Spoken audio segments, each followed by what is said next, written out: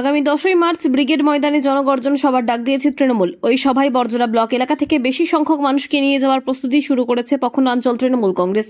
বুধবার ওই জনগর্জন সভা উপলক্ষে এক প্রস্তুতি সভা অনুষ্ঠিত হল পক্ষনা বেসরকারি লজে। এদিন সভায় উপস্থিত বরজোড়া বিধায়ক অলোক মুখার্জি, বিষ্ণুপুর সাংগঠনিক জেলা তৃণমূল কংগ্রেসের সংখ্যালঘু সেলের সাধারণ সম্পাদক তাপস আতিয়ার রহমান মল্লিক, পক্ষনা অঞ্চল তৃণমূল কংগ্রেসের সভাপতি গুরুদাস নায়েক, প্রধান মহসিনা বেগম, উপপ্রধান অনুপম গোস্বামী প্রমুখ। জনগর্জন কলকাতা ব্রিগেড 10ই মার্চ এবং লোকসভা সামনে ভোট। আপনারা আমার থেকেও ভালো জানেন কীভাবে ভোট করতে হয় কখন না হয়। আমাদের নেতৃত্বে রয়েছেন আমার নেতা গুরুদাস বন্দ্যোপাধ্যায়, আমাদের সভাপতি, আমাদের